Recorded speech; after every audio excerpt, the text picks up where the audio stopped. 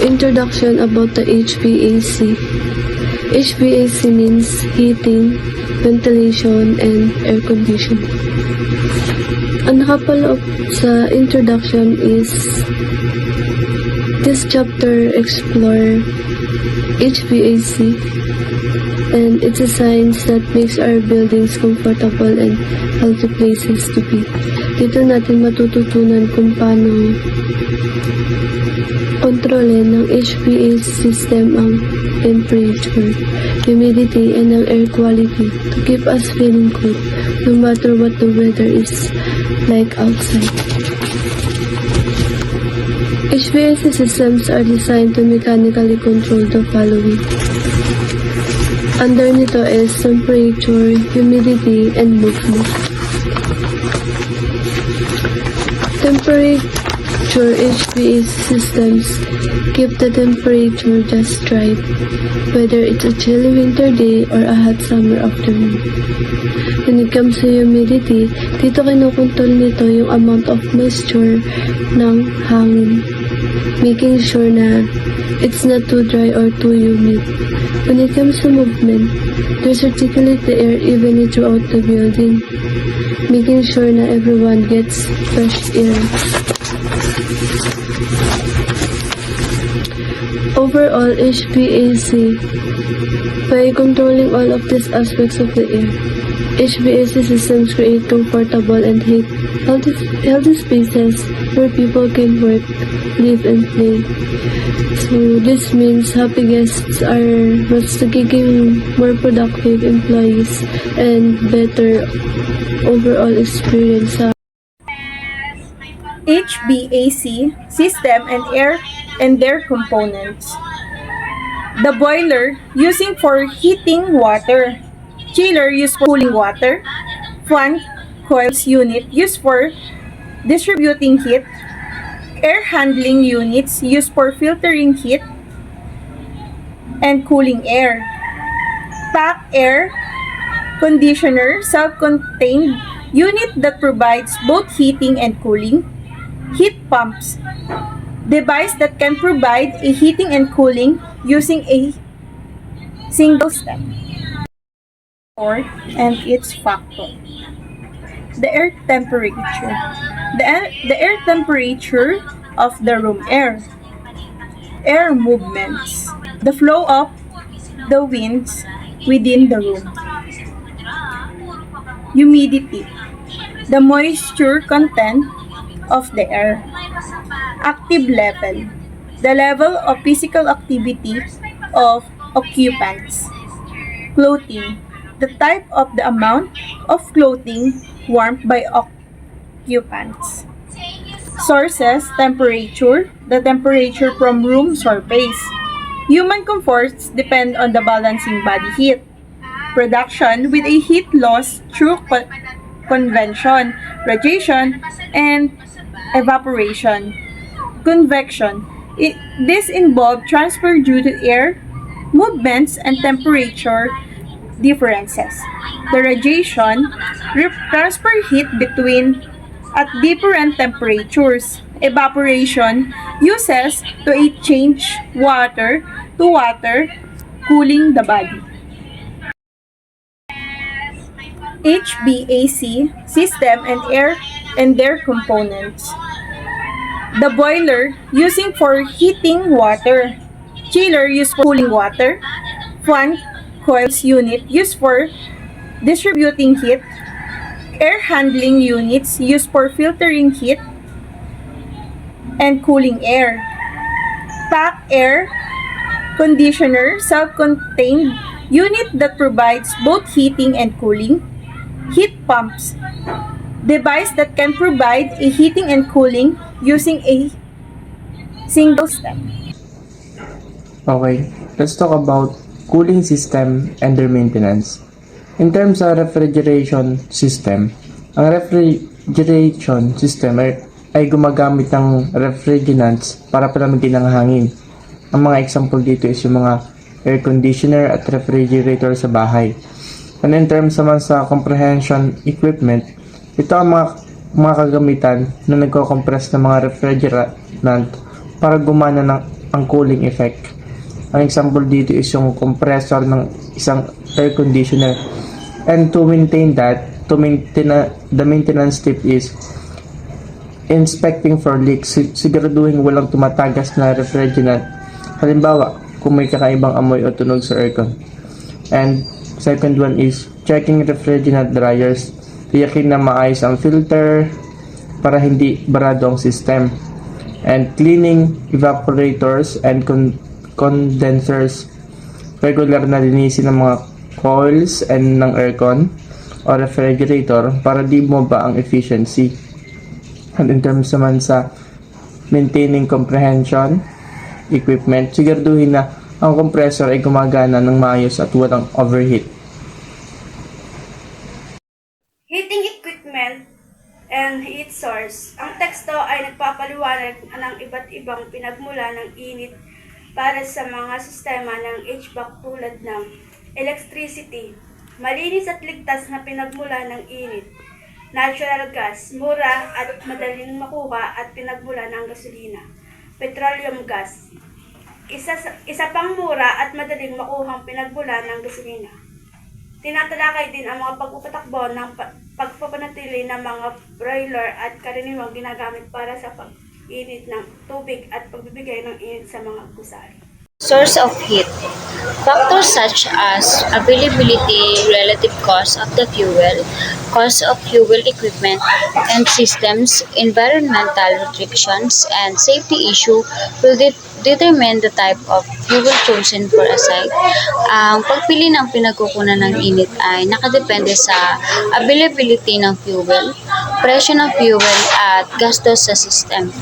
Although electricity is almost always available and is generally a safety and clean source of fuel, it is one of the most costly sources of fuel when total heat requirements are low or the cost of equipment required to use the fuel sources is high. Electricity can be an economical option if a reliable supply of an alternative fuel is not available.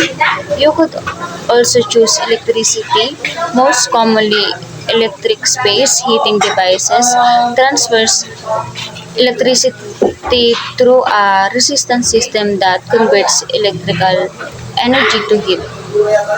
Ang electricity ay isa ito sa pinakamahal na pinagkukunan ng fuel at safe and clean source of fuel. Karaniwang ginagamit sa electric space heating devices ang kuryente sa pamamagitan ng resistance system na nagko-convert ng kuryenteng energy patungo sa init. Sa system na ito, ang kuryente ay dumadaan sa mga resistors o mga kagamitan ng nagpapainit sa isang espasyo. Procedures and maintenance of different cooling systems. Number 1, inspect the machinery for cooling leaks.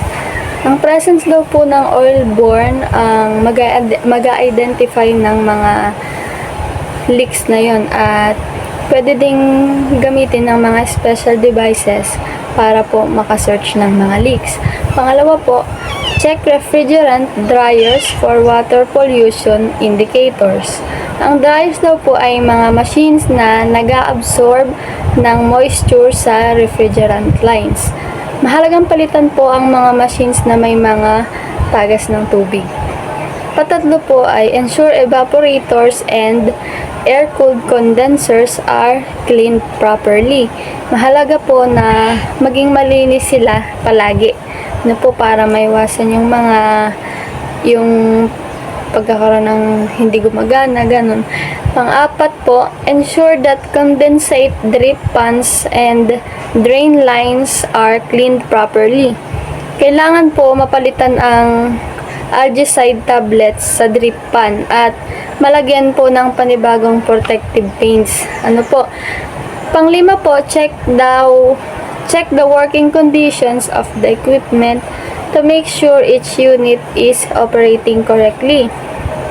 Mahalaga po na sa Sa pagsasagawa po nito ay mag-refer po sa manuals ng appliances para po walang maging sala.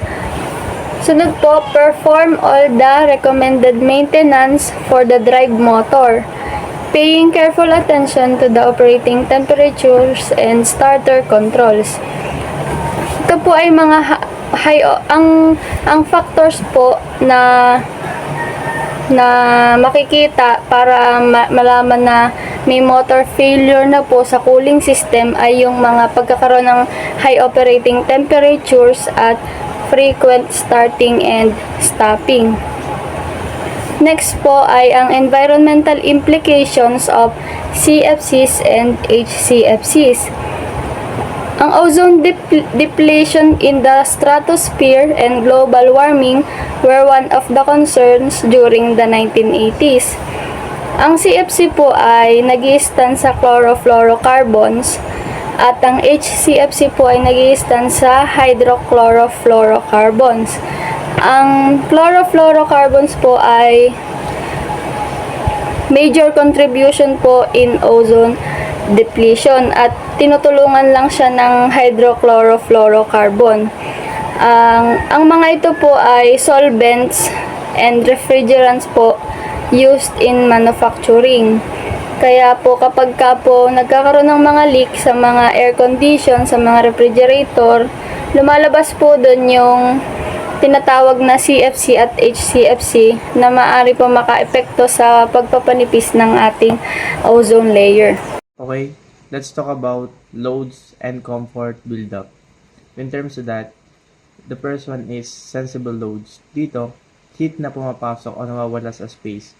Ang example nito is yung init mula sa araw na dumadaan sa bintana.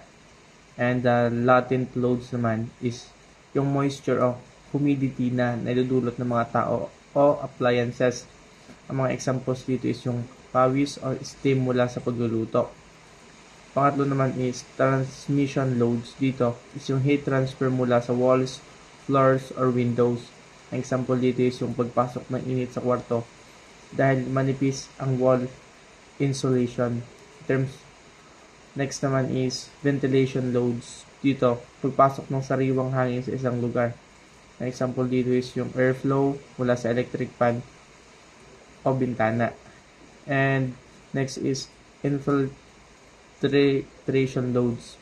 Dito naman is yung unintentional na pagpasok ng hangin sa isang lugar. Ang example dito is yung tagas ng malamig na hangin mula sa aircon dahil sa di sarado ang pinto. And ang importance nito is yung kailangan balansehin ang sensible at latent loads para ma-maintain ang tamang temperature at maiwasan ang mga problema tulad ng mold o mildew. HVAC system in the gas room. Focus on the role of HVAC system in the gas room, outlining of different types of system used such as centralized system that distribute heated or cold water to gas room. Decentralized system that have individual heating and cooling units in each gas room. Emphasize the importance of regular maintenance for gas HVAC system. Provide a checklist of maintenance tasks including checking valves and control panel, inspect thermostat, cleaning air filter, inspect fan, cleaning condensation drain, checking electrical connection. HVAC system in other building areas. Sa mga hotel, ang system ng HVAC ay ginagamit sa mga guest room ay kadalasang ginagamit din sa iba pang mga lugar tulad ng mga office, certain halls at lobby. May mga lugar na nangangailangan ng iba't ibang uri ng mga system ng heating and cooling. So halimbawa nga po dito ang healthcare. Maasa sila sa mga distribution ng mga hangin. Ang ilan mga po dito ay ang all-air system ay ginagamit ng nakapak o air conditioning system. Habang iba naman po ay gumagamit ng air handling unit o HEU. Sa madaling salita, habang pareho ang mga konsepto ng HVAC sa buong gusali, ang specific na kagamitan at disenyo ay nababagay sa pangangailangan ng bawat lugar. Kaya nga naman ang mga ospital na may kakaibang sistema na kumpara sa mga hotel, kahit pareho silang gumagamit ng HVAC. So, dito naman sa HVAC, system types and configuration, is ito yung mga building areas other than guest room na usually gumagamit ng air conditioning units. So, dito is meron itong dalawang uri ng air conditioning, which is the package air conditioners and the air handling units or air AHUs. So, ang pinagkaiba ng air package o package air conditioning ay ito ay naka-install na mismo sa bubong ng bahay at gumagana ito ng mag-isa. Then, pinainit ng fuel ang bahay at ang evaporator ng cooling system na ito ay nasa loob ng air condition. Then, meron lamang itong kaunting ductwork na kailangan ito kumpara sa AHUs. Then, pag sinabi naman nating air handling units, is ito yung may mga coil na nagpapaikot ng warm or cold water mula sa central boiler at chiller. Mayroon din itong mga filter para sa hangin. And usually makikita natin ito sa mga high building sa Manila or sa iba't ibang malalaking bansa. And sa madaling salita, ang pagkakaiba ng dalawang ito is nasa lokasyon at paano sila gumagana. Ang isa ay may simple at mas kaunting kailangan gawin. And samantalang ang isa naman is mas komplikado at nangangailangan ng mas malaking ductwork. So, ang compact ng system na ito ay madali siyang i-install and nangangailangan lang siya ng kaunting ductwork. So, pero dahil nasa rooftop nga ang mga ito is malimit siyang makaligtaan and syempre magdulot ng problema. Then, ang isang halimbawa nito is kung saan ang isang ballroom ay hindi na naglalamig or nag-cool dahil ang mga pinto at ductwork ng unit na ito ay hindi na masyadong nakakabit. So, kaya nakapasok yung malamig na hangin. Heating, ventilation, and air conditioning, upkeep and requirements. HVAC system need regular maintenance. Maintenance includes changing filters, cleaning fans, inspecting refrigerants, and replacing bulbs. Follow manufacturer guidelines for maintenance. Regular filter replacement is important for optimal performance. Replacing worn fan bulbs prevents further damage.